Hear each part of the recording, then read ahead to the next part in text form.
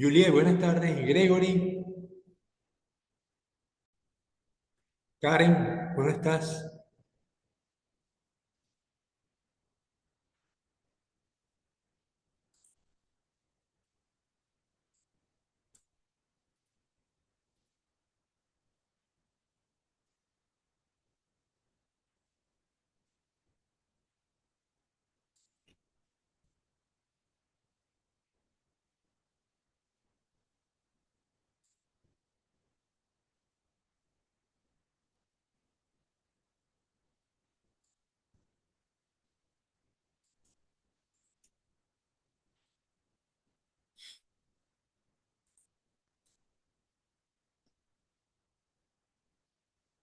Ashley, Molina, Mejías,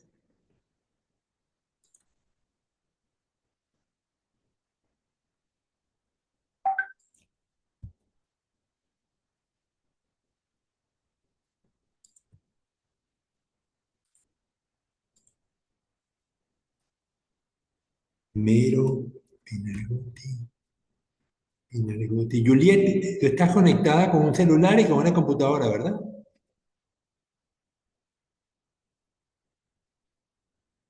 Juliet, abre el teléfono. Sí, licenciado.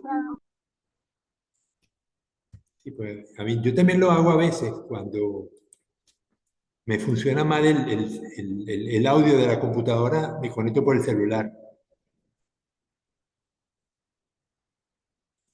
Sí, es debido a problemas de internet. Ya. Somos 8 y somos 15. Faltan 7 estudiantes.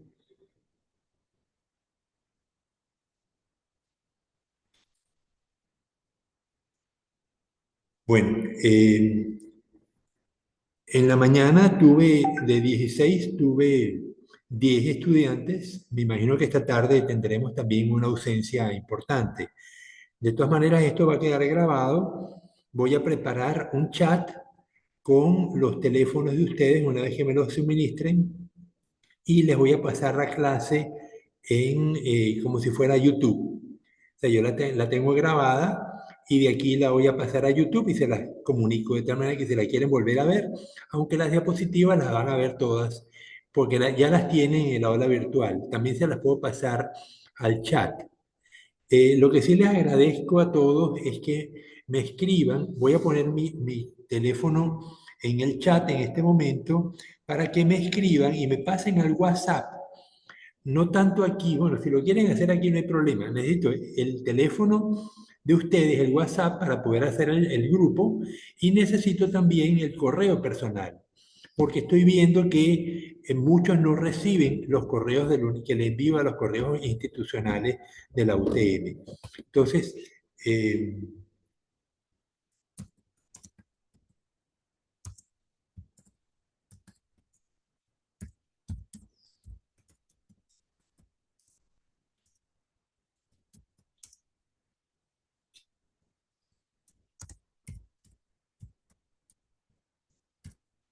ok, ahí tienen mi correo y mi WhatsApp. Por favor, les agradezco que a todos que me pasen su correo personal y su número WhatsApp al WhatsApp. No me lo pasen aquí porque esto se borra tan pronto terminemos la clase, mientras que el WhatsApp va a quedar y lo puedo entonces incorporar para preparar el grupo de chat de la asignatura.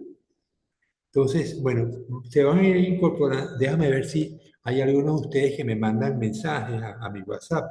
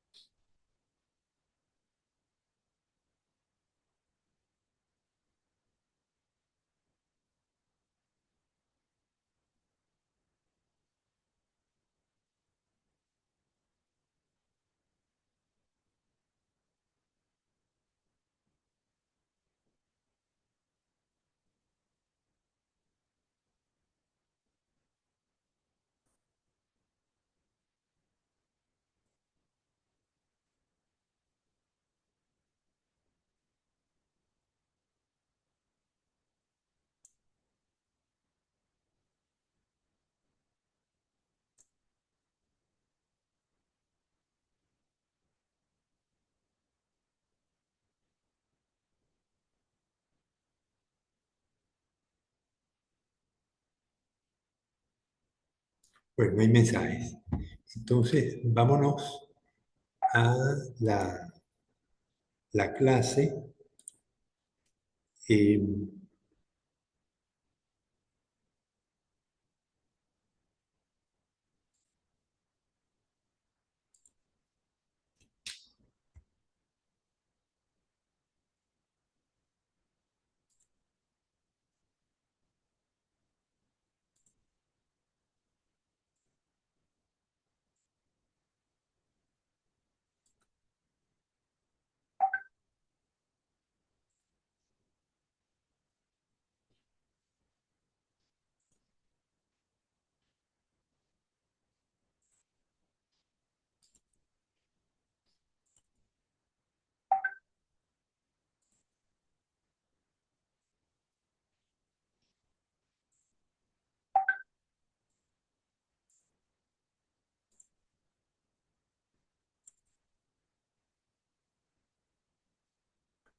por favor, díganme si lo están viendo.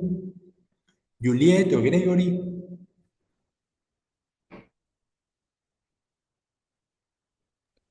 Sí, profesor. Karen, Sí se está proyectando, profesor. pero díganme si lo ven. Sí, Ok, bien, entonces vamos a comenzar. eh, a ver, es que me está dando problemas el ratón, por eso no estoy usando el PowerPoint, sino está usando la versión en, eh, en digital. Ok, mi nombre es José Alió, soy docente de aquí del Departamento de Recursos de Procesos Químicos, Alimentos y Biotecnología. Estoy aquí ya desde hace año y medio.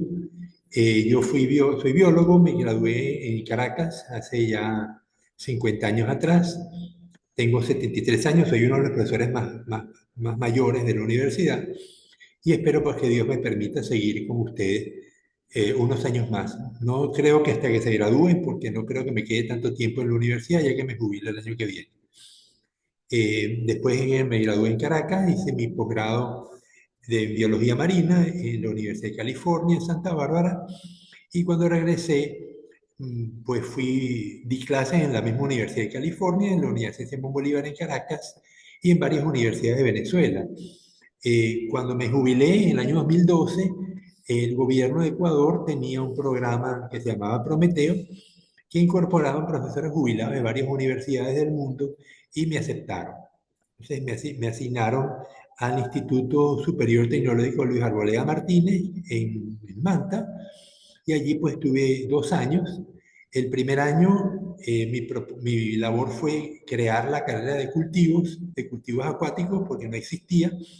Existían las carreras de ingeniería en acuicultura en Ecuador, en la UPSE, en la UTM, en la Universidad de Machala, en la ESPOL, pero no a nivel de técnico superior. Entonces se crearon esas carreras en El Oro y en Manta, y a mí me tocó pues iniciarla en Manta. Luego fui vicerrector del tecnológico y finalmente me pasé a la Universidad Laica en Manta, donde estuve 5 años, pero cuando cumplí 70 años no me permitieron seguir trabajando y pues ahora solamente soy profesor de posgrado allí, que estamos usando las instalaciones del posgrado, porque no logré que me pasaran la clave de Zoom de la Universidad Técnica de Manabí, así que estamos usando las instalaciones del ULEAM para esta clase.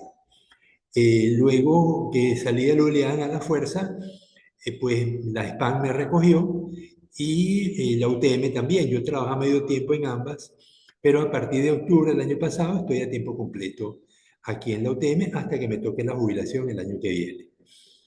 Eh, Fui investigador en Venezuela durante muchos años.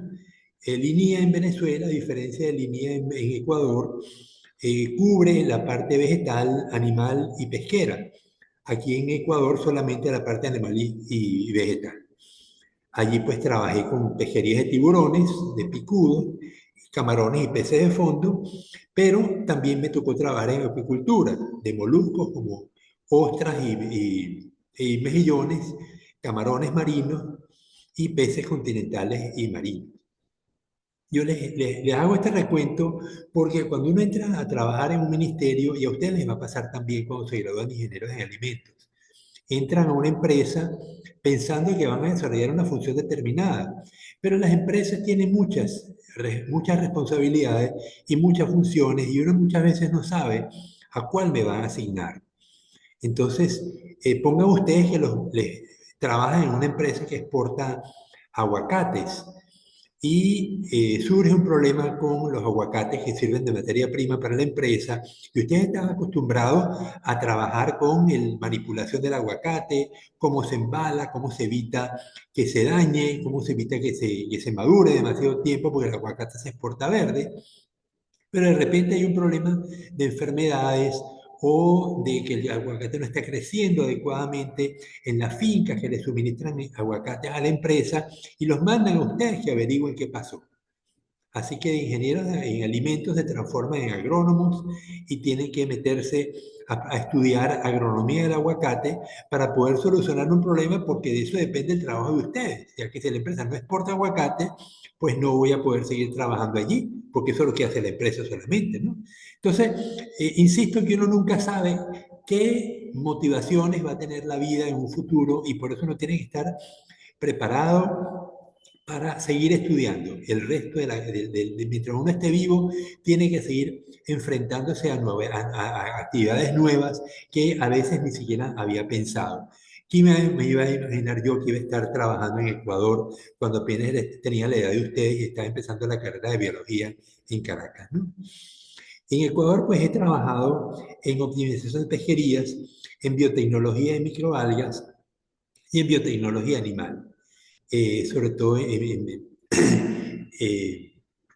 en la parte pesquera, el uso de probióticos, el uso de simbiótica, que eso son técnicas que tratan de simular los ambientes de cultivo a los ambientes naturales para lograr mejor rendimiento en los cultivos, tanto de camarones como de algas, como de cualquier organismo, ya sean vacas, gallinas o tilapias, ¿no? Entonces, bueno, esto es un poco la historia de mi vida. En esta asignatura, que se llama Biología e Ingeniería de Alimentos, vamos a entender los principios fundamentales de la biología moderna y su interrelación con otras ciencias, haciendo énfasis en la célula, su estructura, fisiología, reproducción y vías metabólicas. Vamos, como objetivo de aprendizaje, vamos a describir el funcionamiento biológico de diversos tipos de células, establecer la estructura básica de los organismos unicelulares y pluricelulares, los organelos que los integran.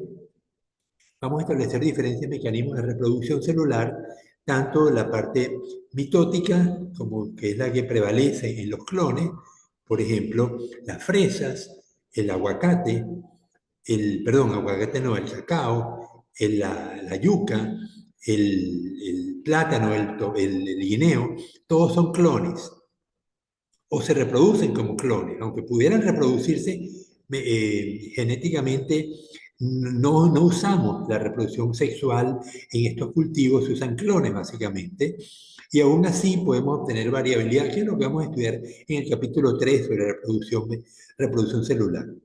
Finalmente vamos a trabajar con las vías metabólicas, el anabolismo, que es la producción de materia orgánica tipo proteínas, lípidos, azúcares, en base a compuestos muy elementales como el carbono, el agua, la luz, el nitrógeno para formar proteínas.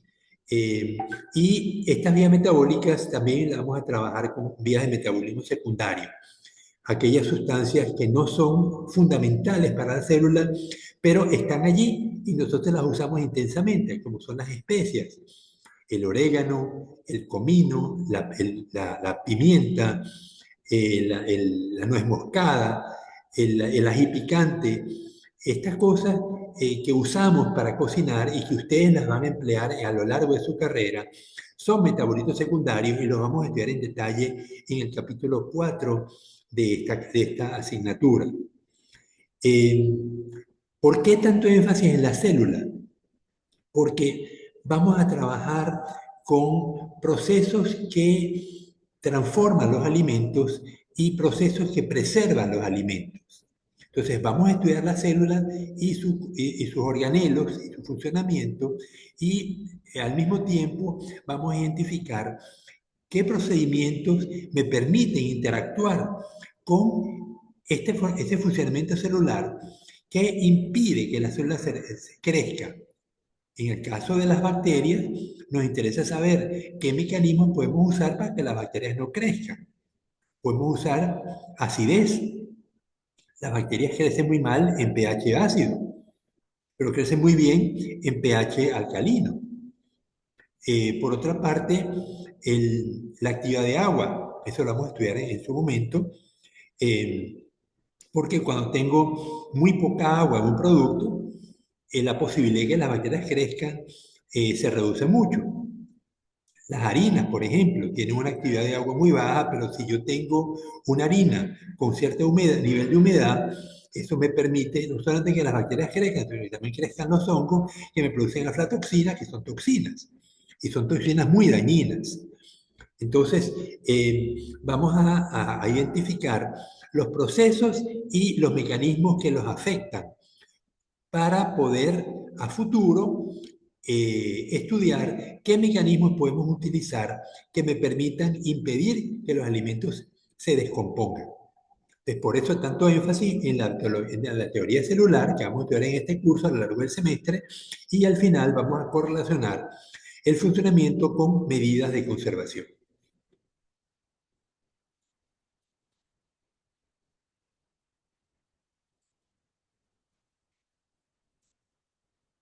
Bien, entonces los tópicos que vamos a cubrir en esta materia, que ya ustedes tienen el sílabo, lo vienen en el aula virtual, vamos a ver los fundamentos de la teoría celular, los tipos de células y cómo varían su tamaño. Vamos a ver el comportamiento de las células, la composición de células eucariotas, que son células que tienen núcleo y organelo, y las células procariotas, como las bacterias y las arqueas, que no tienen, bueno, digo yo, no tienen organelo, pero el ribosoma es un organelo y todos tienen ribosoma. No tienen núcleo, ciertamente, pero tienen cromosoma. Entonces, estos detalles los vamos a estudiar, los vamos a cubrir en el tema 1. El tema 2 tiene que ver con fisiología, es el tema más denso que tiene la asignatura. Vamos a ver cuál es la estructura de la función celular, el papel de la membrana celular como aislante de la célula y regulador del transporte. Vamos a ver la comunicación celular, hormonas y factores de crecimiento, y energía en la célula. Vamos a estudiar la reproducción, la respiración y la fotosíntesis. En el tema 3 vamos a ver cómo la célula se reproduce. Vamos a ver cómo hay células que simplemente se dividen en dos, enviando células hermanas idénticas a la madre genéticamente, y otro mecanismo que es la meiosis, que la célula permite que los genes cambien entre cromosomas, se comparten entre cromosomas, y eso produce que las células hijas sean diferentes a las células madres. Eso tiene ventajas porque me le da variabilidad a la población y permite que en caso de que haya alteraciones en el clima o en las condiciones físicas y químicas del ambiente, algunos organismos logren sobrevivir. Sin embargo, también tiene perturbaciones, porque si yo tengo una población, un conjunto de vacas lecheras que me dan muy buena leche, me dan a lo mejor 30, 40 litros de leche diaria, y si yo permito que esas vacas se mezclen con los toros libremente, voy a tener una pérdida de la heterosis. Los cromosomas que estaban condicionados para darme 40 litros de leche, ahora van a darme 20 o 15 litros de leche nada más. Entonces, eso son pérdidas económicas severas, producto de que la heterosis no la logré mantener. Entonces, vamos a ver qué es esto de heterosis y cómo se mantiene y cómo la meiosis me altera la composición cromosómica, la composición genética, cromosómica no, pero genética sí, y eso me puede traer severas pérdidas económicas en una empresa. Finalmente, el capítulo 4 versa sobre el catabolismo y el anabolismo. El anabolismo es la producción de moléculas de alto peso molecular, proteínas, lípidos, polisacáridos y también el catabolismo, que es la descomposición de esas moléculas, por ejemplo, en el proceso respiratorio, donde yo transformo moléculas de alto peso molecular en CO2 y agua y extraigo energía. Entonces yo puedo usar proteínas, carbohidratos o lípidos para producir energía a nivel de la mitocondria y de esa manera la célula logra sobrevivir. Si nos queda tiempo, que muy probablemente va a quedar, hay un tema 5 que no lo incluyo porque no está en el sílabo, pero como tenemos que usar el tiempo que ustedes tengan de clase aquí en la universidad, ese tema 5 incluye o va a incluir temas diversos. Por ejemplo, el papel ambiental de las empresas procesadoras de alimentos. ¿Qué desechos producen y cómo las empresas han actuado para minimizar el impacto ambiental que causan, ¿no? Y también vamos a ver el reciclaje de los minerales en la naturaleza, el ciclo del agua, el ciclo del carbono, el ciclo del azufre, el ciclo del nitrógeno, como complemento a la asignatura, porque estos temas les van a ser de utilidad en las materias que siguen a lo largo de la carrera. Seguidamente vamos a ver los niveles de organización de la materia en el planeta. Comencemos con los elementos más simples. La materia en la naturaleza está en forma de compuestos. Algunos elementos están en forma eh, de, de átomos. Por ejemplo, el oxígeno en el aire está como 10 átomos, y quise decir por elemento, porque el oxígeno en la naturaleza está mayormente combinado con otros metales, pero en el aire está en forma molecular, como O2. Igualmente el nitrógeno está en forma de N2 como gas, el hidrógeno también en forma de H2. Sí, los gases en el aire están en forma molecular, pero no forman compuestos complejos. Sin embargo, estos átomos se pueden combinar entre ellos para formar compuestos relativamente simples como el agua. El hidrógeno y el oxígeno se combinan para formar agua, o la glucosa, que se forma combinando carbono, oxígeno e hidrógeno. Igualmente, las grasas, los lípidos, se combinan formando, uniendo átomos de carbono, hidrógeno y oxígeno en moléculas complejas, que lo vamos a estudiar en detalle en el capítulo 4. El ADN igualmente está formado en base a compuestos más simples, como son los ácidos nucleicos, que me dan los 4 ácidos nucleicos. Y la ribosa, la desoxirribosa, me va a formar el ARN o el ADN. Eso forman parte de los genes, la información genética que está en el núcleo. Las moléculas se van a asociar para formar células. Entonces vemos allí el glóbulo rojo, una célula epitelial, la célula de la piel, una neurona. Entonces, esas células van a tener una cubierta, que es la membrana celular. Si son células vegetales, van a tener además una pared celular. Internamente, un citoplasma que está lleno de líquido, en el cual flotan un montón de sustancias como proteínas, grasas y azúcares. Y tienen a su vez organelos que van a cumplir unas funciones determinadas. Entonces, las células se van a asociar para formar un tejido. Arriba vemos el tejido epitelial, es la piel. La piel va a tener unas células cuya capa externa es la epidermis, es una capa de células muertas, pero debajo de la epidermis tenemos la dermis, que son células vivas, y la piel pues nos cubre todo nuestro cuerpo y tiene un comportamiento muy particular. El siguiente nivel de tejido es el órgano. Un órgano está formado por muchos tejidos. Por ejemplo, veamos el estómago. El estómago tiene una cubierta, que es tejido epitelial, tiene una cubierta interna, que también es tejido epitelial, que genera una cubierta protectora para evitar que los ácidos y las enzimas difieran al estómago mismo, ¿no? y luego tiene músculos, porque la comida que cae en el estómago tiene que mezclarse con las enzimas. Para eso hace falta que haya músculos dirigidos longitudinalmente y transversalmente. Entonces, cuando los músculos se contraen, los músculos circulares, eso hace que el estómago se expanda. Cuando los músculos longitudinales se contraen, el estómago se contrae. Y de esa manera, la contracción de los longitudinales y transversales me permite que el estómago se mueva y mueva el líquido que está dentro y mezcle el alimento con las enzimas y los ácidos gástricos para que ocurra la digestión. Entonces vemos que el estómago hace falta o tiene que ser un conjunto de tejidos, cada uno cumple una función específica. Además del epitelio, también tiene células glandulares que van a producir el ácido clorhídrico que hace falta para bajar el pH a nivel del estómago y las enzimas. En el caso del estómago, la tripsina, la quimotripsina, que permite la descomposición de las proteínas en aminoácidos. El siguiente nivel de órgano es el sistema de aparatos. Por ejemplo, el aparato respiratorio, el aparato digestivo, el aparato circulatorio, el aparato motor. Cada uno está formado por un conjunto de órganos. En el caso del sistema digestivo, tenemos el estómago, como ya lo vimos, tenemos el hígado, tenemos el páncreas, tenemos, porque el páncreas produce enzimas, tenemos el esófago, la boca, los dientes, los labios, tenemos el intestino grueso, el intestino delgado, el ano.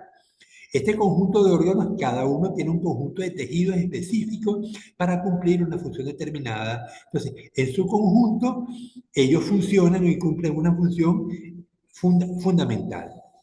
Lo importante es que vemos que el nivel de sistema supera al nivel de órgano, y el de órgano del tejido, el del tejido a nivel de célula.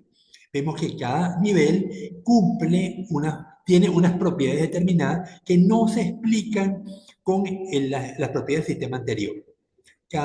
Son propiedades inherentes a cada nivel. Después del sistema del nivel de sistema, tenemos el organismo multicelular. Puede ser un protozoario, que es una sola célula, pero que cumple todas las funciones de un ser vivo, o puede ser un organismo multicelular como el venado que estamos viendo allí, donde él va a tener, para existir, pues tiene un sistema esquelético que le da soporte, un sistema muscular que le permite moverse, un sistema epitelial que cubre la piel, un sistema de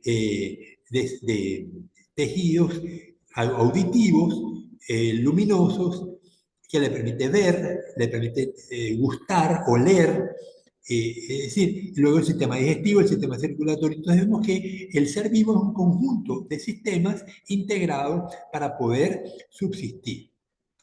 El siguiente nivel es el nivel de población o especie. Una población es un conjunto de individuos que ocupan una parte del planeta y se reproducen entre ellos. El nivel de especie sería el conjunto de todas las poblaciones de esta misma especie que están sobre el planeta Tierra. Por ejemplo, el humano ocupa básicamente todo el planeta, pero no todos los humanos se mezclan entre ellos, porque nosotros estamos en América y tenemos interacción con los humanos que están en América. Los asiáticos están en Asia, los europeos en Europa, y entre ellos se mezclan. Son la misma especie, pero constituimos poblaciones distintas. Entonces, el siguiente nivel de población es el nivel de comunidad, donde varias especies están presentes en la misma zona e interactúan entre ellos. El águila que estamos viendo a la izquierda, ella come conejos, el conejo come vegetales, el puma come venados, al puma no se lo come nadie, al águila no se lo come nadie, al tiburón come peces y al tiburón no se lo come nadie, salvo que esté muerto. Entonces, vemos que la comunidad es un sistema localizado en el planeta con un conjunto de individuos que interactúan entre sí desde el punto de vista energético. Finalmente, a nivel de ecosistema. Si a una comunidad yo le agrego los elementos abióticos, físicos y químicos, yo voy a tener el ecosistema. Puede ser el ecosistema de una playa rocosa, como la que puede haber, o arenosa, mejor dicho, la que puede haber en Crucita, o en los Gilses, o la playa rocosa que está en Punta Blanca, entre Jaramijó y Manta, o el bosque de Machalilla. Esos son ecosistemas caracterizados por una flora y una fauna típica con unas condiciones ambientales muy particulares.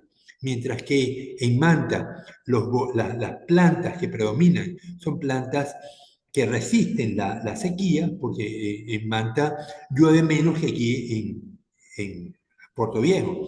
Entonces en Manta va a haber mayor cantidad de cactus y árboles que tienen hojas muy chiquititas, mientras que aquí en Puerto Viejo vamos a tener árboles con hojas más grandes, árboles que permanecen verdes mayor cantidad de tiempo.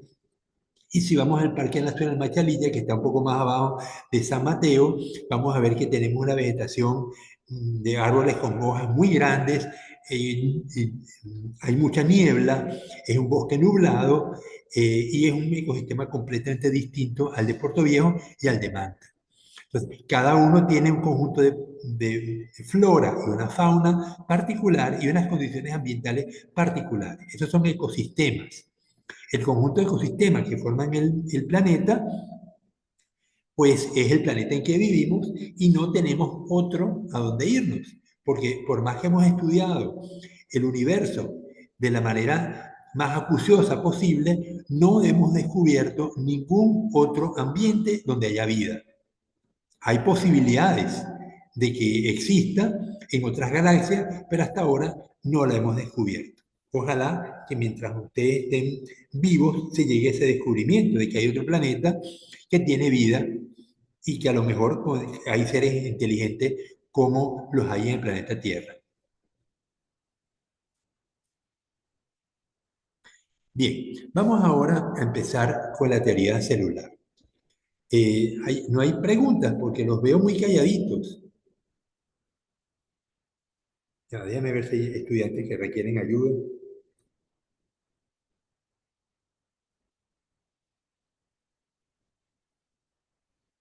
Karen, ¿me estás escribiendo? ¿Estás conectada?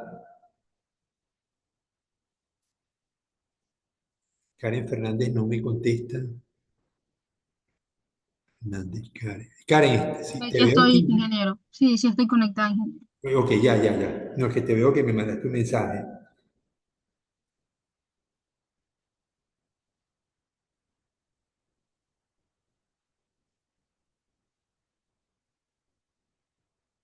Bueno,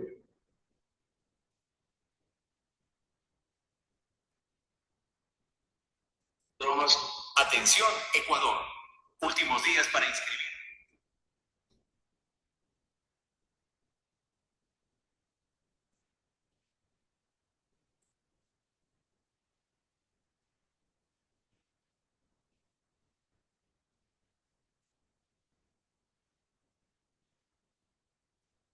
bien, seguimos.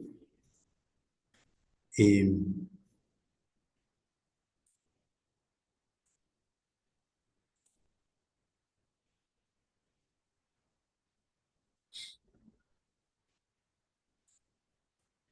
ok, entonces, fíjense una cosa curiosa.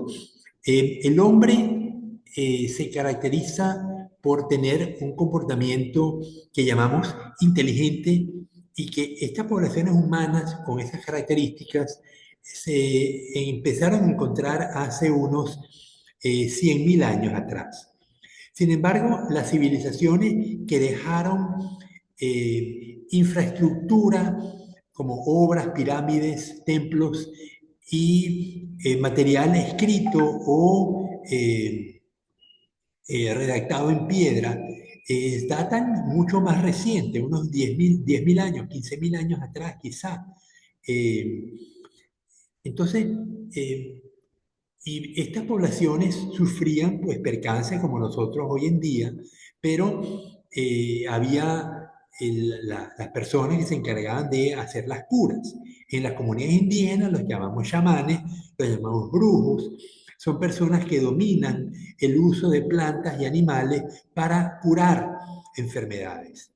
Entonces, si bien el hombre ha logrado mantenerse en la tierra usando su conocimiento sobre su propio cuerpo y sustancias que ayudan a aliviar los males, el hecho de que el cuerpo está formado por células es muy reciente. Y eso a mí mismo me sorprende. Pasaron miles de años sin que el hombre pudiera ser capaz de entender cómo estaban estructurados los seres vivos. Entonces, dice la teoría celular, no fue sino hasta el año 1830 que se extendió la importancia de la célula.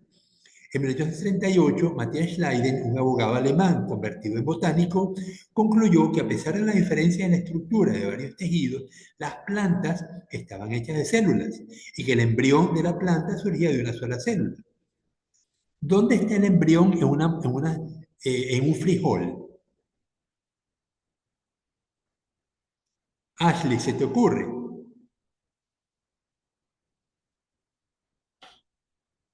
Ashley, abre el micrófono.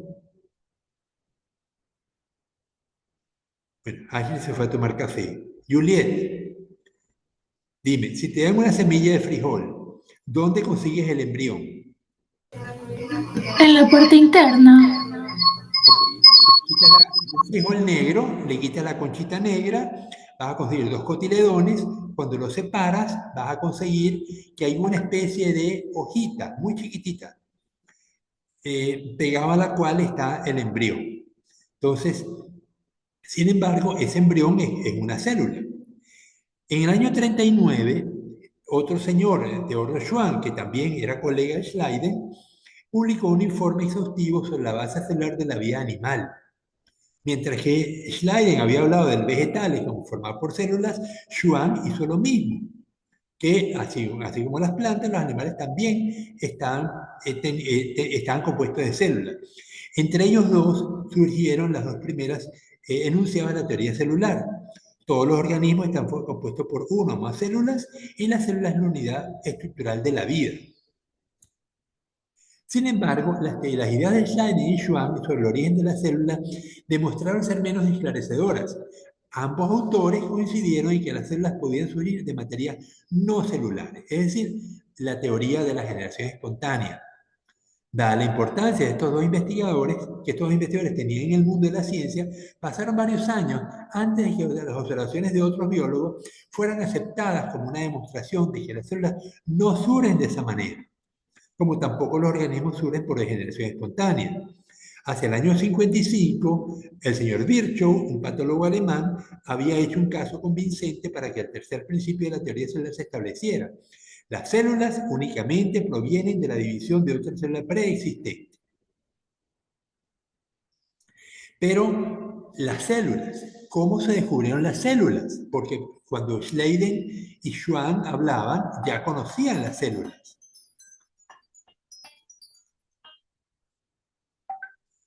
Entonces, ¿quién las vio por primera vez? Bueno, Robert Hooke, en el siglo, fíjense, los microscopios surgen en el año, no los microscopios, los lentes. Los lentes surgen en el año 13, es decir, en el año 1200. Sin embargo, la combinación de los lentes para hacer otros lentes más complejos, como el microscopio, surge en el siglo XVI. Robert Hooke preparó el microscopio que estamos viendo aquí, un tubo con un lente arriba y otro abajo. Y él colocaba laminitas de corcho que cortaba de las botellas de vino o las cortaba del árbol del alcornoque. El alcornoque del género Quercus es un árbol que se da en California y en Europa y con el cual se hacen los tapones con que se tapan las botellas de vino. Cuando se cortan laminitas muy finas, él veía esos huequitos que están viendo ustedes y le parecieron que se asemejaban a las celdas de los monjes. Los monjes de clausura en la Iglesia Católica viven en habitaciones encerrados. Son muchas habitaciones pequeñas y le parecían a Robert Hooke que se asemejaban a los huequitos que estaba viendo en el corcho, ¿no? Entonces, por eso se llama celdas. Leeuwenhoek hizo otro microscopio, como ahí no se ve tan bien, aquí lo vamos a ver mejor. Fíjense cómo lo hizo. A la derecha tenemos un dibujo, a la izquierda tenemos una fotografía del microscopio de Leeuwenhoek, una lámina en la cual hizo un huequito. En el huequito colocó un lente, que lo vemos allí, y colocó luego un tornillo con una aguja en la punta. En esa punta él colocaba una muestra, podía ser una gotita de agua, una gotita de sangre, una gotita de semen. Y por el microscopio, por la lupa, el lente, podía ver con bastante nitidez, por cierto, la característica de lo que estaba viendo en gran aumento. Luego tenía unos tornillos, el tornillo de abajo, el tornillo grande, permitía mover el material hacia arriba y hacia abajo, mientras que el tornillo de control permitía acercarlo o alejarlo, de tal manera que él podía enfocar con el lente de una manera más precisa. Y con eso él describió montones de cosas, inclusive cuando llovía y se formaban charcas enfrente de su casa, él tomaba una gota de ese agua, la colocaba en su microscopio y podía ver una cantidad de animalitos que él llamó animáculos, porque se movían, eran protozoarios que estaban viviendo allí después que llovía y la gente se tomaba ese agua y no lo sabía. Entonces, fíjense cómo las células se descubren y finalmente, esto fue por ahí en 1665, cuando Robert Hooke hizo su microscopio, y en 680, cuando Leeuwenhoek Hooke establece su microscopio, pero Schwann y Schleiden hablan en el año 1855, o sea, casi 90 años después que se establece que si bien las células se conocían, se estableció que las células eran el elemento fundamental de la vida.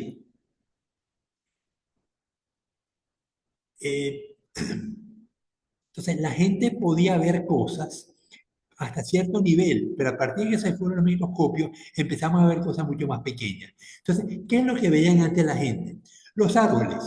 Fíjense, ¿cuál es el árbol más grande que tenemos en la naturaleza? Los secuoya. Los secuoyas son árboles que están en California y en China, pero en ambientes muy particulares, protegidos de huracanes, en valles, y miden hasta 100 metros de alto.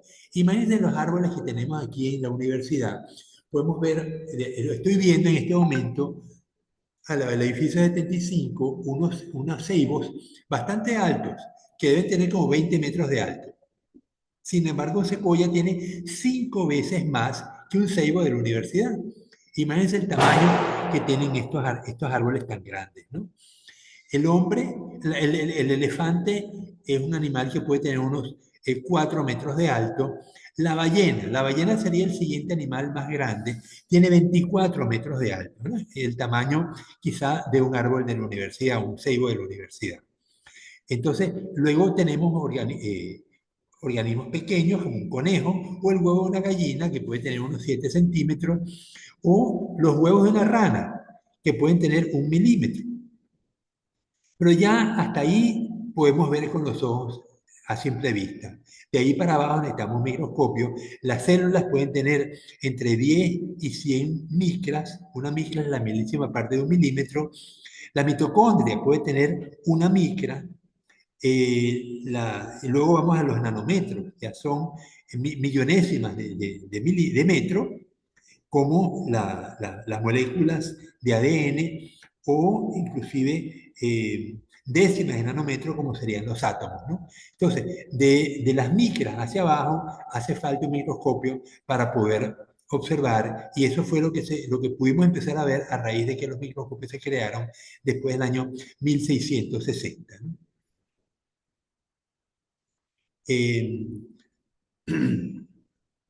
Vamos a ver algunas propiedades de las células. Son estructuras aisladas del medio exterior por una membrana plasmática. Entonces, la célula no es una gota de agua, pero sería una gota de agua rodeada de una membrana plasmática, porque la membrana, formada por grasa y proteínas, regulan el intercambio de materiales entre la célula y el exterior. Son complejas y desempeñan muchas funciones. Los organelos adentro están diferenciados en las células eucariotas, núcleo, cloroplasto, mitocondria, ribosomas, etc., o de manera dispersa en el citoplasma, como ocurre con las arqueas y las bacterias, que no tienen núcleo, pero cumplen todas las funciones en las células eucariotas, las cumplen en las células procariotas, pero no de una manera específica en un lugar determinado del citoplasma, sino que están dispersas por el citoplasma bacteriano. Las bacterias se dividen y producen más unidades de sí mismas, si se reproducen, adquieren y consumen energía. Para crecer, la bacteria tiene que consumir energía, absorbe materia orgánica, la descompone, extrae energía y también crea nueva materia para crecer. Desarrolla una variedad de reacciones químicas, responden a estímulos físicos o químicos, ya sean lumínicos, químicos, mecánicos. Cuando ustedes tocan con su dedo la superficie de una mesa, la mesa puede ser lisa o rugosa. Ustedes lo perciben con los corpúsculos de Pacini. Si olemos, percibimos distintos olores porque esos químicos que están en el aire se disuelven en la superficie, en el agua que tiene las células olfatorias de nuestra nariz, y esa disolución química permite que la célula de la nariz perciba olores que luego van al cerebro y nosotros podemos identificarlo. Igualmente los sabores. El sabor lo percibimos a nivel de la lengua, con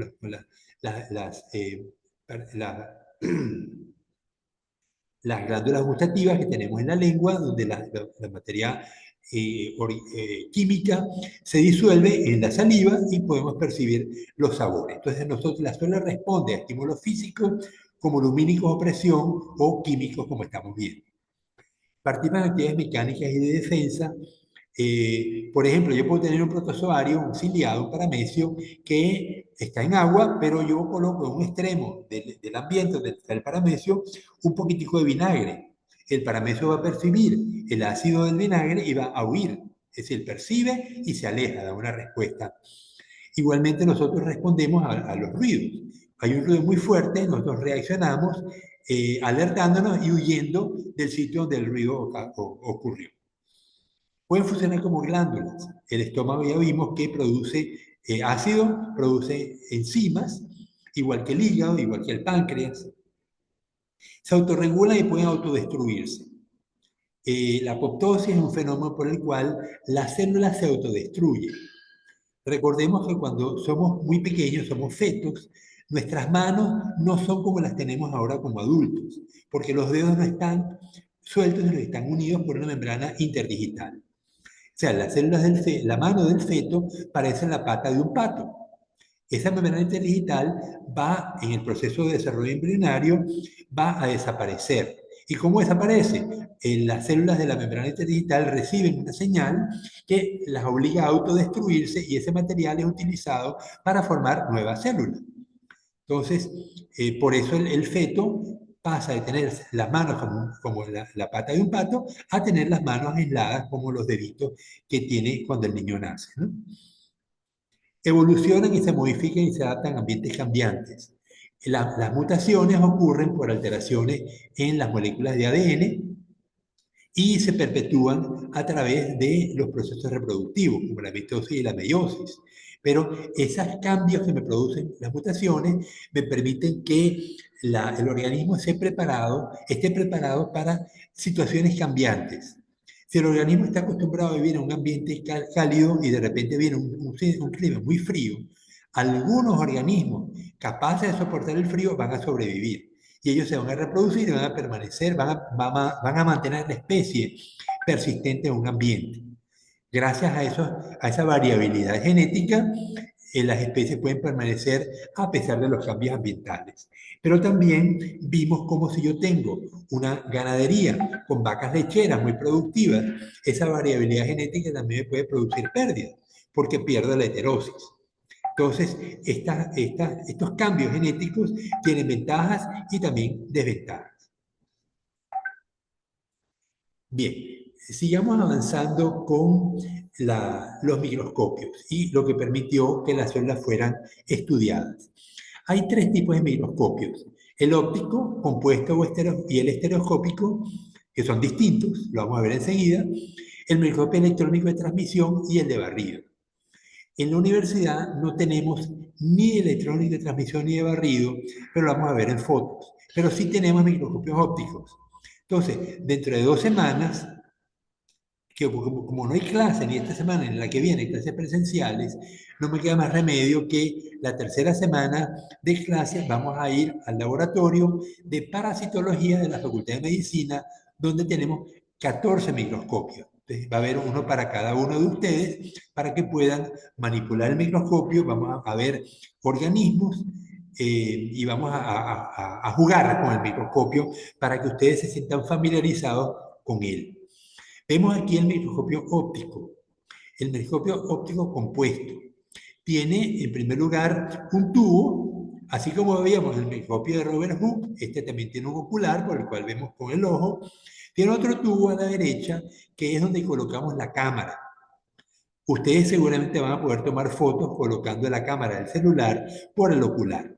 Pero estos microscopios buenos tienen un sistema que permite colocar una cámara digital encima y tomar fotos con mejor calidad.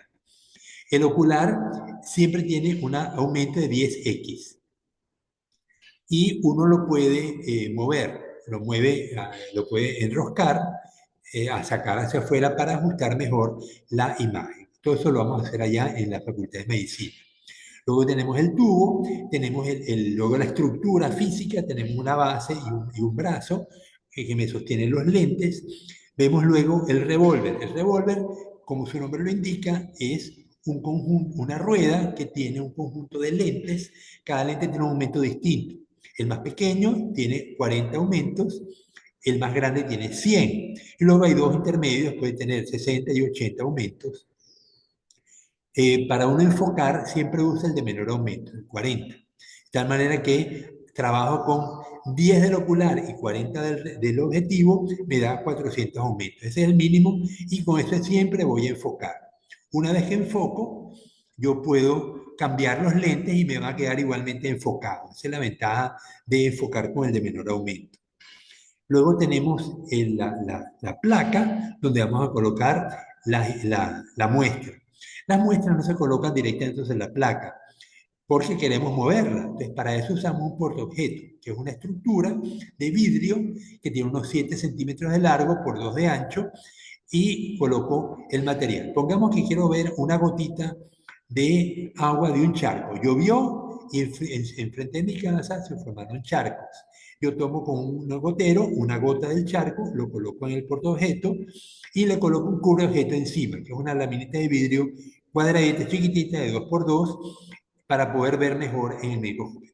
Entonces coloco mi gotita de agua en el portaobjeto, lo coloco en la platina y con la pinza lo ajusto para que no se me mueva. Luego yo tengo un par de tornillos que van a ver debajo de la platina a la derecha. Con eso uno mueve hacia los lados y otro mueve hacia adelante y hacia atrás. De tal manera que yo coloco la gotita de agua justo debajo del objetivo para poderla ver. Luego prendo la luz que vemos abajo. Detrás del microscopio hay un switch que me permite prender la luz y con el condensador ajusto el ángulo de entrada. Si cierro el condensador, entra muy poca luz. Si lo abro, entra más luz. Pero si entra mucha luz, yo voy a tener dificultad para ver las cosas. Dos objetos que están muy pequeños los voy a ver como uno solo. Eso lo vamos a ver enseguida. Luego, para enfocar, una vez que yo coloco el portaobjeto en la platina, yo tengo que subir o bajar para enfocar. Para eso muevo el tornillo macrométrico y una vez que estoy cerca de poder ver lo que quiero ver, muevo con el micrométrico y hago el ajuste fino. Y con eso llego a ver lo que me interesa.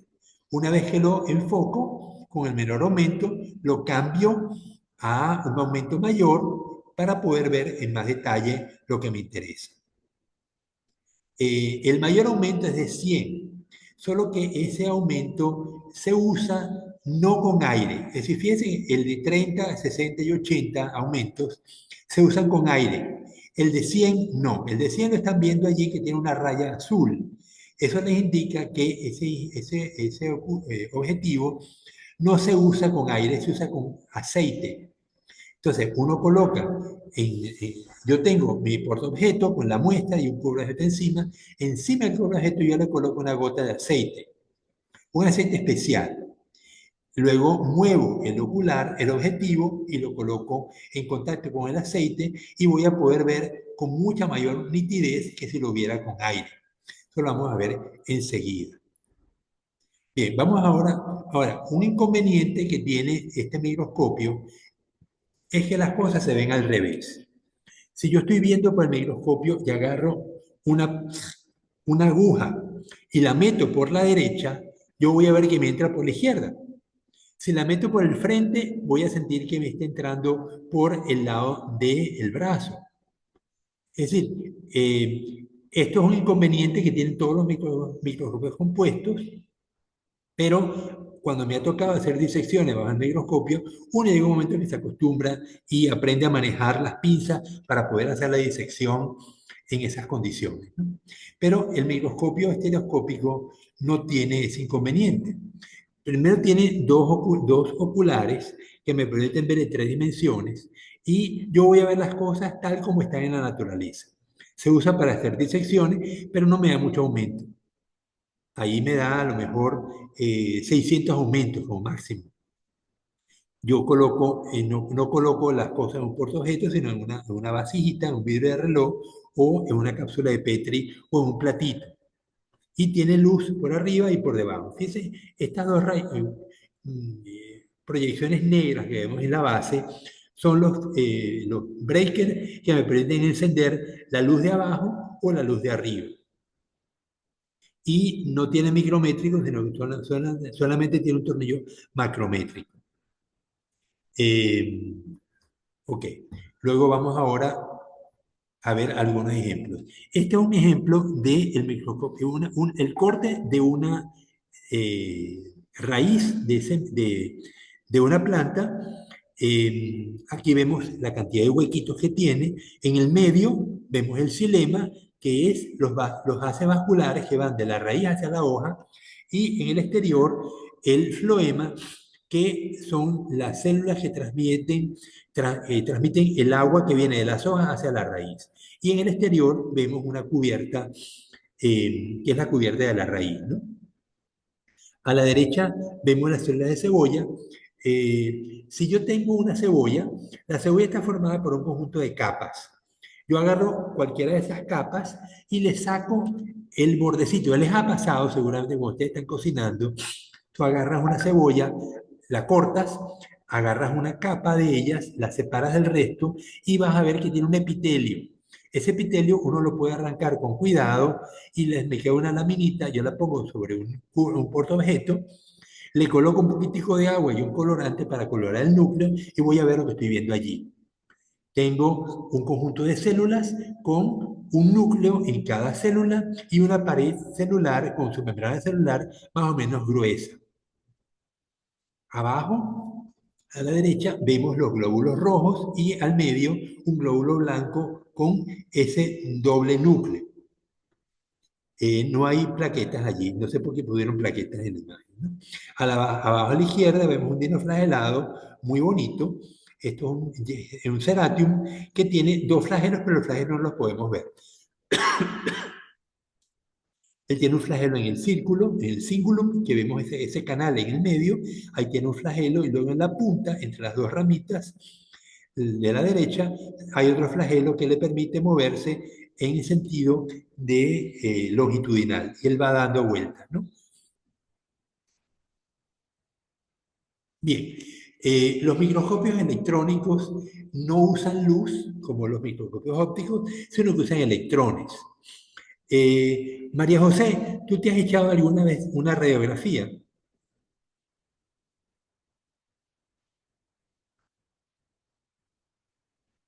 O Johanna, ¿alguno de ustedes se ha tomado una radiografía alguna vez?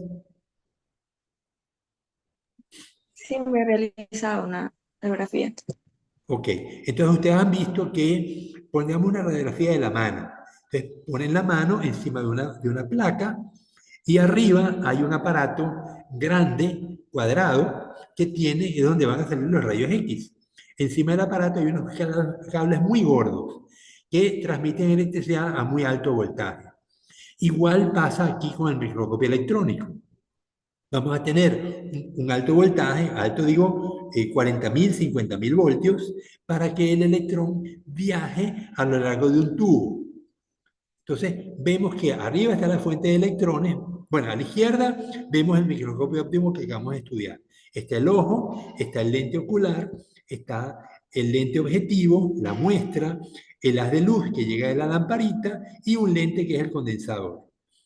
Entonces, a la derecha vamos a ver algo equivalente. Entonces, una fuente de electrones, aquí no tenemos luz, sino electrones, una lente condensadora, que no es tan lente, lo que es una espira, o sea, un rollo hueco lleno de alambres, por los cuales va a circular electricidad, y cuando circula la electricidad por el alambre me forma un campo magnético que me va a desviar el electrón, me lo concentra o me lo expande. Luego tengo la muestra en una rejilla donde he colocado una capita muy fina de tejido. Pongamos que quiera la misma capita de cebolla que había puesto antes para el microscopio óptico, la voy a colocar aquí, pero la voy a deshidratar. Entonces, luego tengo el lente objetivo, que no es más que otra espira, y el lente proyector, que también otra espira, que va a circular la electricidad por ahí, y finalmente una placa fluorescente que me responde a los electrones. Cuando el electrón pega, la capa fluorescente produce luz, cuando el electrón no le pega se ve oscura. Entonces yo voy a ver una imagen ahí reflejada y voy a poder tomar una foto. Entonces este es el microscopio electrónico de transmisión, porque los electrones atraviesan la muestra. A la derecha vamos a ver un microscopio parecido, pero que en lugar de atravesar la muestra está abajo del todo y el electrón rebota y pega de un detector.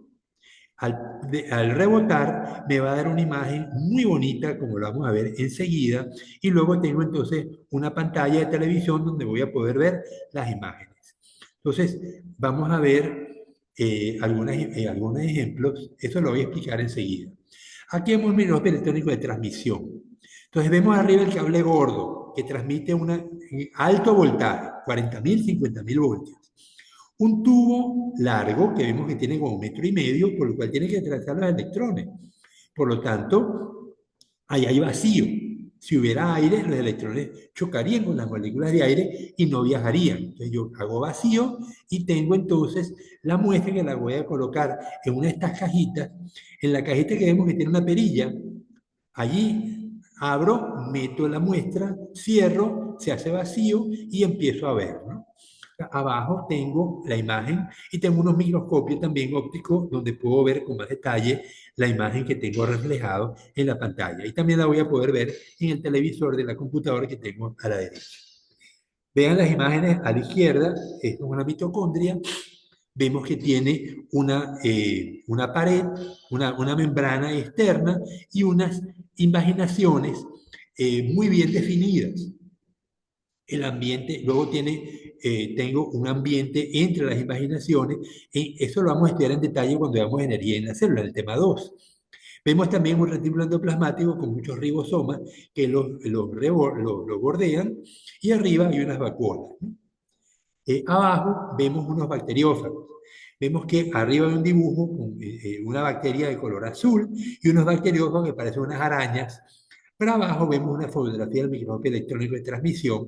Vemos que la bacteria tiene una membrana. Vemos la membrana celular de la bacteria, vemos la doble capa lipídica y un espacio vacío entre de la membrana plasmática, ¿no? A ese nivel de detalle nos da el microscopio electrónico de transmisión. El microscopio electrónico de barrido es más pequeño y no, recordemos, la muestra no es atravesada por los electrones, sino que los electrones rebotan en la superficie y me provoca estas imágenes tan bonitas. Vean a la derecha arriba la cabeza de una mosca. Vemos que tiene los ojos compuestos con mucho detalle, los pelitos que cubren la mosca. A la izquierda, arriba, vemos una diatomea, la talaciocila, vemos lo bonito que se ve, el nivel de detalle que el microscopio es capaz de darnos. Abajo, los dinoflagelados, a la izquierda, Pyrodinium. Este dinoflagelado produce luz, por eso se llama piro de fuego. Y fíjense los detalles, ¿no? Estas son placas de celulosa que tienen los dos dinoflagelados. A la derecha el Ornithocercus, fíjense lo bonito que se ve. Estas imágenes solamente son posibles conseguidas con un microscopio de barrido.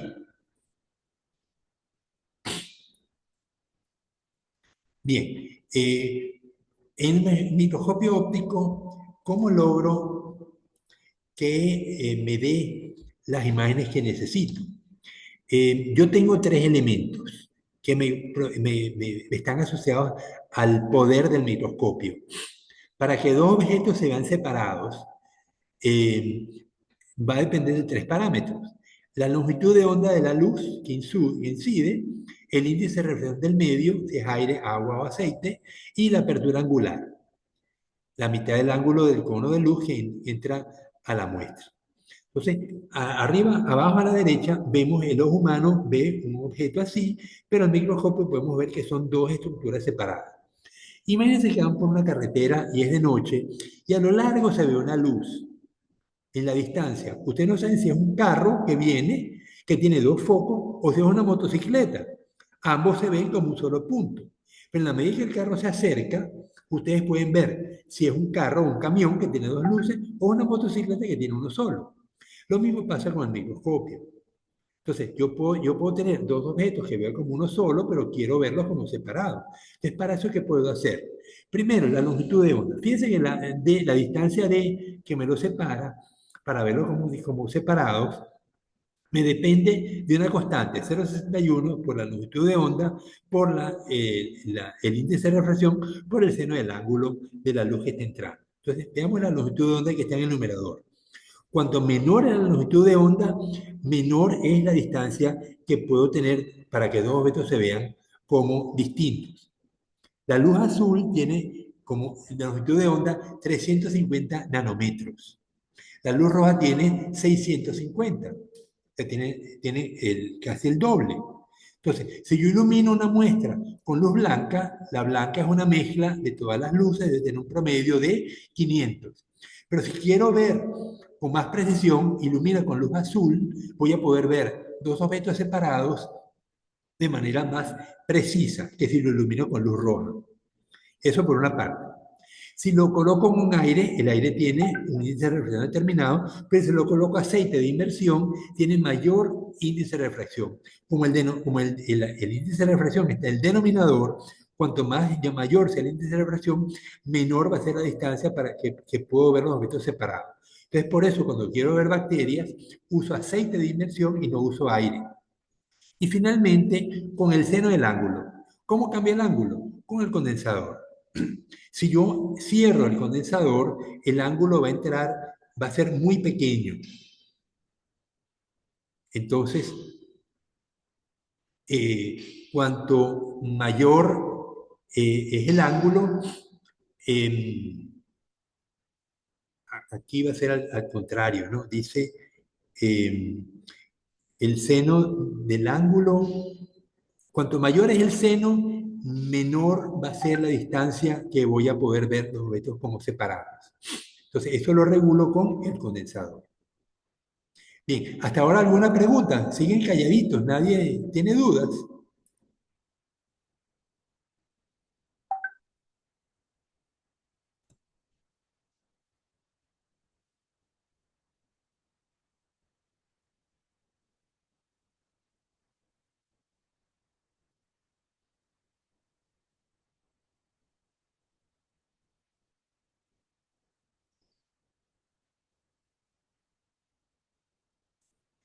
Bien, seguimos entonces. ¿Cómo vamos a evaluar el curso? Dice, el trabajo en equipos multidisciplinarios será la manera usual de elaborar en las industrias procesadoras de alimentos. Se espera que ustedes se desempeñen en ellas como generadores o utilizadores de tecnología o encargados del control de la calidad de productos producidos por las empresas. Entonces, cuando ustedes se gradúen, lo más probable es que trabajen o que tengan su propia empresa. Algunos de mis estudiantes de la ULEAN, donde yo daba clase en la carrera de alimentos allí en la ULEAN, algunos eran ya empresarios, ya tenían sus propias empresas. Algunos producían gelatinas o producían yogur o tenían un mercado de camarón o pescado congelado y empacaban en su casa, tenían máquinas de vacío y tenían pues su clientela. Entonces ya eran estudiantes, pero empezaban a trabajar como procesadores de alimentos, ¿no? En las empresas que están, ¿cómo se llama la empresa que está a la entrada de Manta a Jaramijó, al Parque de las Banderas? San algo, San Joaquín, la que produce la salsa de tomate, mayonesa. Johanna, cuando tú llegas de Mansa a Jaramijó, a Puerto Viejo, ¿has visto esa empresa?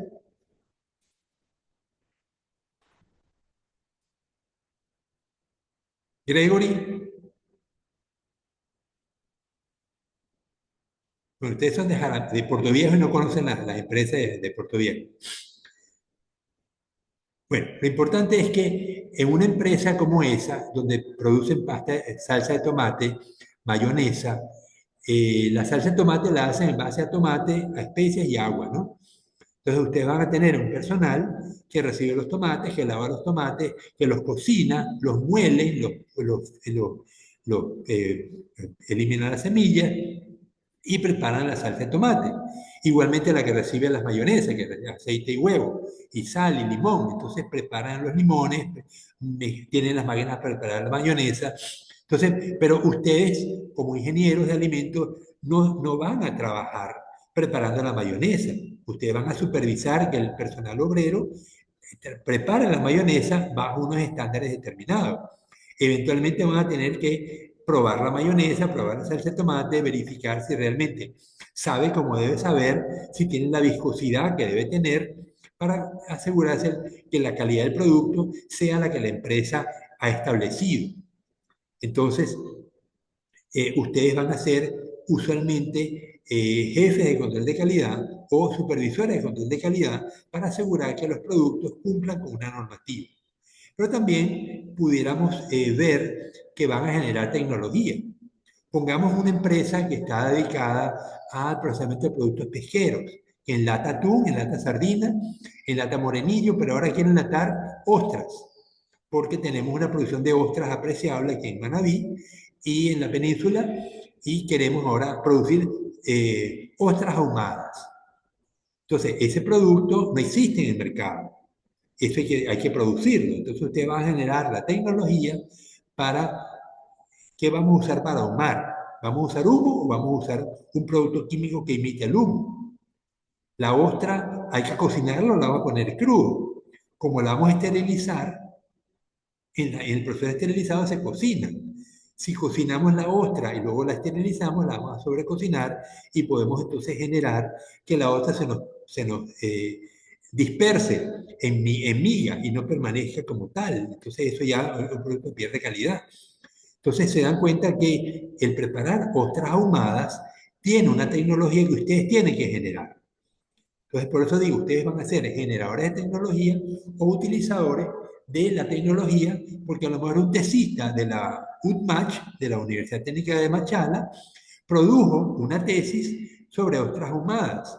Y ustedes van a tomar esa tesis y la van a poner en práctica para producir unas ostras ahumadas según la empresa que los ha contratado. Entonces vamos a ser generadores o utilizadores de tecnología, pero siempre hay que poner la tecnología a punto. Ese es el papel de ustedes como ingenieros de alimentos. Entonces, dado estas características del mercado laboral, en esta asignatura, los deberes van a ser elaborados por equipos de 2 o 3 estudiantes. En las industrias van a estar trabajando, ustedes como ingenieros de alimentos también van a trabajar con un nutricionista, con ingenieros mecánicos, con químicos o con biólogos, que forman equipos para poder llevar a término el producto que la empresa quiere producir. Cada especialista domina un campo que hace falta para asegurar que el producto sea de calidad. Entonces, para poder trabajar en conjunto hay que aprender a trabajar en conjunto y por eso los equipos de 2 o 3 estudiantes son los que van a preparar los deberes para esta asignatura. Cada deber va a tener una fecha límite en la cual ustedes van a subirlo, ya sea al aula virtual o me lo van a enviar a mi correo de la UTM. Habrán 4 deberes con valor de 10 puntos y 2 deberes con 15 puntos. Eso me da 70 puntos en total. La asignatura tiene un valor de 100 puntos. 70 los deberes, 30 los exámenes. Van a haber 6 exámenes. 4 exámenes cortos de 2 puntos cada uno al finalizar cada tema. Son 4 temas, tenemos entonces un examen después de cada tema, muy corto, de 2 puntos, y el examen de medio término que vale 11 puntos, y el examen del final que vale 11 puntos. El de medio término va a ocurrir en junio y el examen final va a ocurrir en agosto, a mediados de agosto.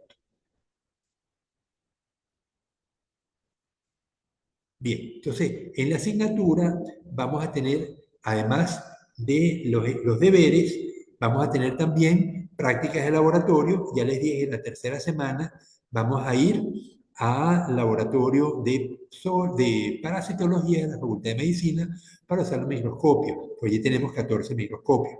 La facultad apenas tiene uno solo y no es suficiente porque ustedes son 15 estudiantes. También vamos a ir de visita a una empresa. Esa visita va a ser un lunes en horas de clase. Si acaso ustedes tienen clase después de esta hora, ocurre. Gregory, dime si tú tienes clase después de las 4.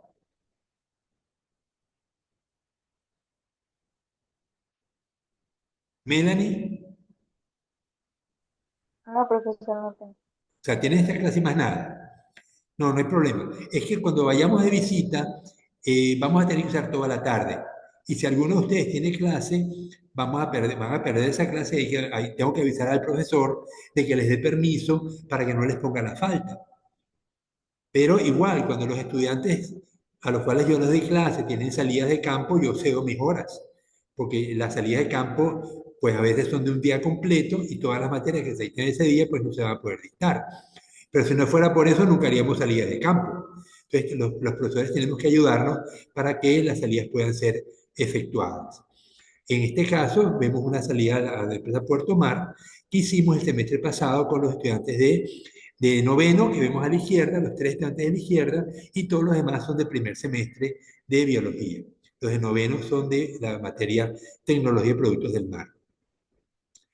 Puerto Mar es una empresa que enlata atún, sardinas y procesa camarón congelado. Vemos que los estudiantes, bueno, ya se habían cambiado. Todos teníamos mandiles, todos teníamos cofia, todos teníamos guantes y botas. El único que conservó las botas era yo, porque el ingeniero que está a la derecha, él tiene unas botas especiales que también sirven para ingresar a la empresa. Eh, Como parte del entrenamiento que ustedes van a recibir en la carrera, van a ver que la parte de seguridad industrial es fundamental. Entonces, vamos a ver que para ingresar a la empresa tenemos que primero quitarnos cualquier zarcillo, pulsera, eh, sortija que tengamos, relojes, cualquier cosa que pueda desprenderse de nuestro cuerpo, tenemos que guardarlo en la mochila y se va a quedar fuera en un lugar guardado, pero no vamos a entrar a la empresa con eso, ¿no? Luego nos vamos a poner un mandil. El mandil no puede tener botones. Entonces, si van a comprar mandil, que sea de cierre automático, de cierre mágico, ese que se pega, o que tenga un cierre normal. Eh, el mandil que yo les voy a dar son mandiles desechables que compré el semestre pasado y compré 20 mandiles.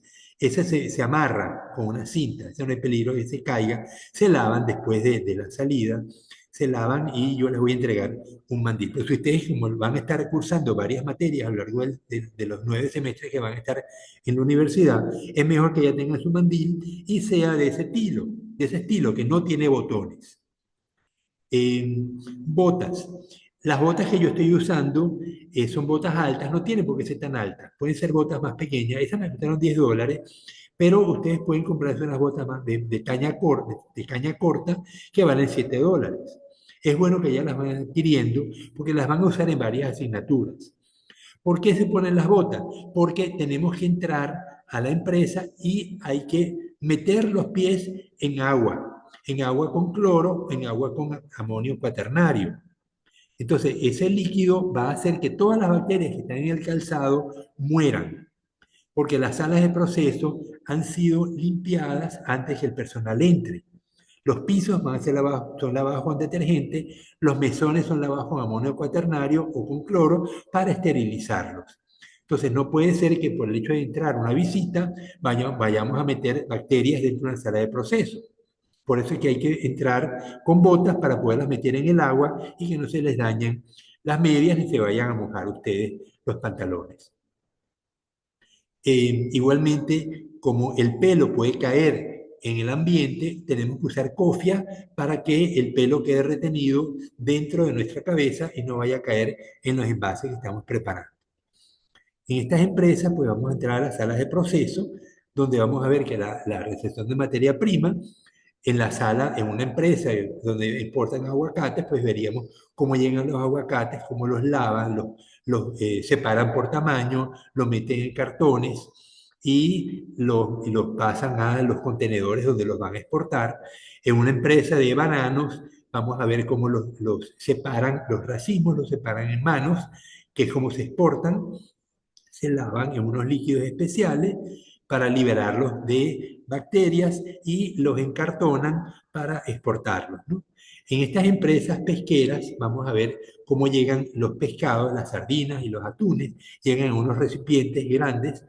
Las sardinas llegan a temperatura con hielo, el atún llega congelado a menos 30 grados centígrados del barco y vamos a ver que llega en unos contenedores grandes que los meten luego en una agua, unos grifos para que el atún se descongele, luego lo meten en unas cocinas muy grandes, la cocina puede tener, entran en carritos que tienen como 20 metros de largo las cocinas y allí los cocinan al vapor. Luego lo sacan de la cocina, lo dejan enfriar y lo meten a las salas de proceso donde los van a limpiar, van a quitar la piel, la cabeza, las vísceras, las aletas y van a separar los lomos y lo que queda pegado al espinazo, que son las migas. Y luego vamos a ver las salas de enlatado, donde el atún es metido en una correa transportadora, los lomos y las migas, y una máquina va cortando y llenando la lata. Luego vamos a ver como unos chorritos van llenando las latas con el líquido de cobertura, que puede ser agua, aceite, salsa de tomate, aceite de oliva, aceite de girasol, o unas salsas especiales o salsa picante, y todo caliente, muy caliente, hirviendo. Luego le ponen la tapa, va a una máquina cerradora que va a sellar la tapa, luego va a pasar por una máquina lavadora que le quita la grasa que quedó y luego va a el esterilizado, que lo van a meter en otro horno, pero que ahora no va a 100 grados, sino va a ir a 115 grados centígrados y dependiendo del tamaño de la lata, va a ir durante media hora o durante una hora. Todo va a depender. Una lata muy grande va a ir más tiempo, porque tarda más tiempo el calor en penetrar hasta el centro de la lata. ¿Cuándo se para el proceso? Cuando la temperatura de 115 llega al centro de la lata. Y esto ya, para eso se coloca un termómetro en el centro de la lata que me permite medir ese proceso. Luego que se esteriliza, se enfría, se seca y se le pone la etiqueta y se va a la cuarentena. ¿Por qué la cuarentena? Porque si acaso el sellado no fue bueno, no fue eficiente, la lata como se enlató caliente, al enfriarse se va a comprimir. Si acaso hubiera un huequito en algún sitio de la lata, porque el cierre no fue eficiente, el aire va a entrar. Como la lata esté vacío, el aire va a entrar y va a entrar bacteria y la va a descomponer y la lata va a romperse y va a liberar el líquido que tiene adentro y el cartón se va a mojar. Entonces ustedes cuando ven en un depósito un cartón mojado, significa que la lata no quedó bien sellada y se rompió. Esa lata está contaminada y tenemos que ver todas las latas de ese día pueden verse afectadas.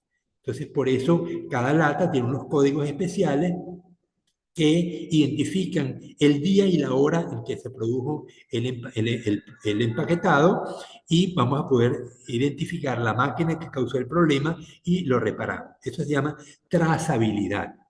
Entonces, estos conceptos ustedes los van a ir dominando a lo largo de la carrera porque son indispensables para su trabajo eficiente como ingenieros de alimentos.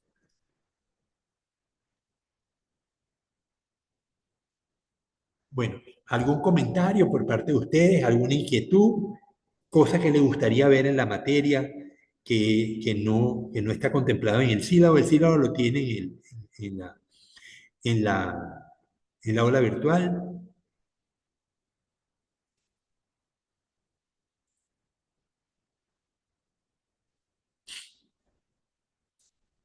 Tengo un mensaje en el chat, vamos a ver. Licenciado, una pregunta, ¿cómo hago con una materia que me choca con su materia? Yo ya había elegido mis materias y voy a revisar el correo y me mandaron un mensaje que me cambiaron esa materia a este paralelo. Gregory, yo dicto esta materia en dos paralelos, en la mañana de 10 a 12 y en la tarde de 2 a 4.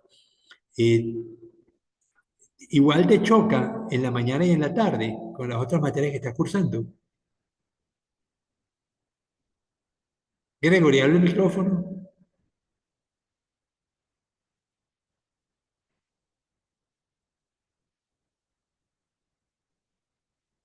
Bueno, Gregory se fue a tomar café. Bueno, Disculpe. dime, Este, Gregory. tengo de 7 a 10 una materia y de ahí tengo libre hasta las 2 que es con usted. Ok, pero entonces pásate al paralelo A, al paralelo B, que tiene clase de 10 a 12 los lunes. Ya, listo. Entonces eso me puedo hacer ahorita. No hace falta que hagas nada. Simplemente cuando tomo la asistencia, yo ya sé que estás en el paralelo B, pero las notas se las tengo que colocar en el paralelo A. Ah, ya. Lo único que vas a Listo. asistir a clase al otro paralelo, pero como es el mismo día, solo que otra hora, pero es la misma materia. Ah, ya. Listo. Muchas gracias. Bien. ¿Alguna otra inquietud? ¿Ustedes se conocen de nivelación o es la primera vez que están juntos en una materia?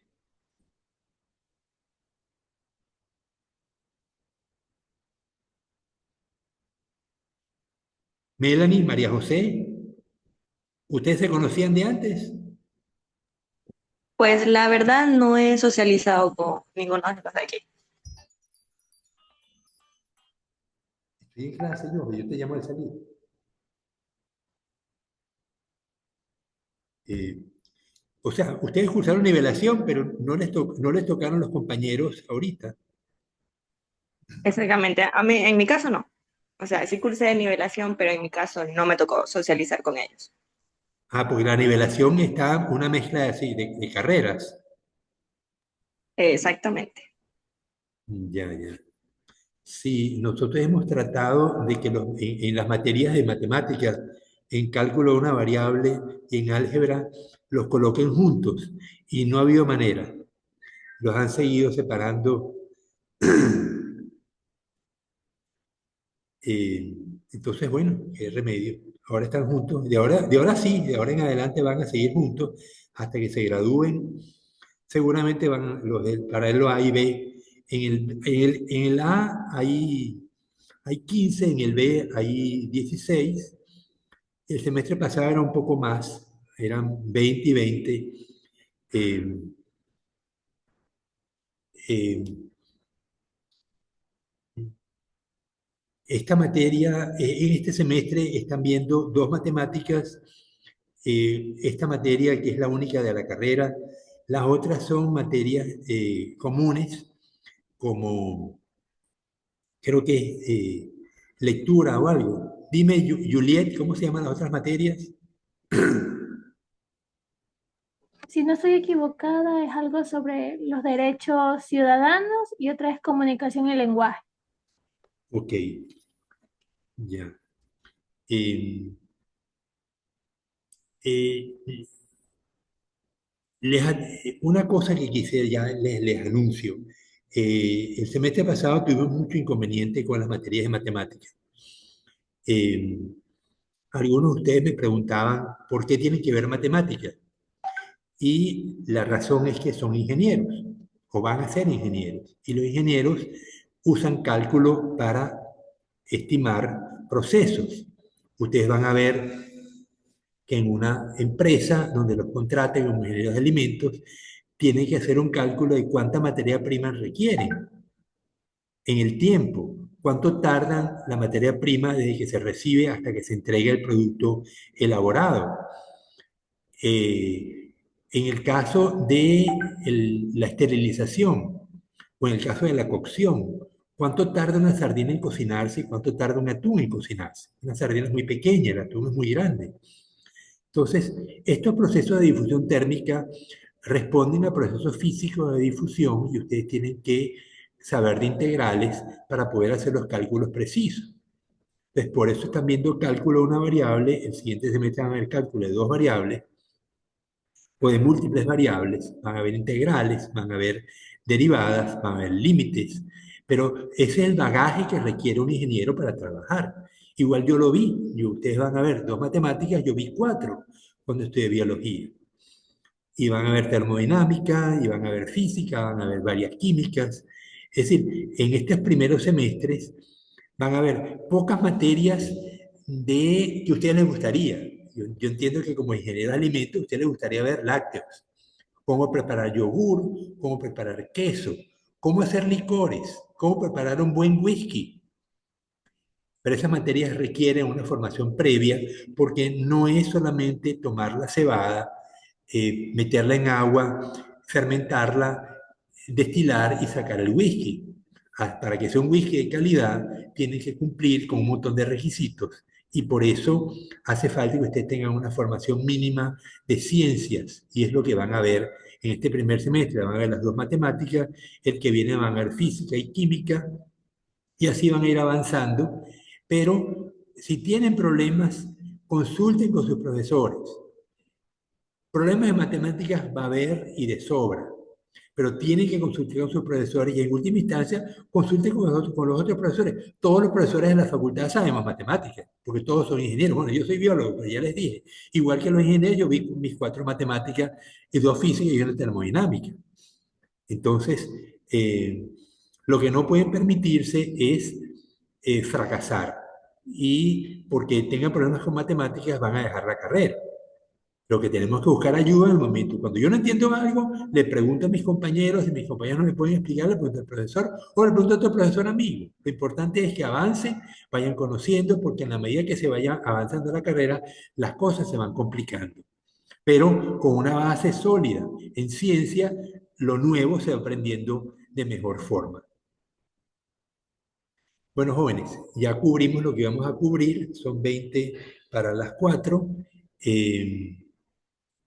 ¿Y hay alguna duda, alguna cosa que quieran consultar?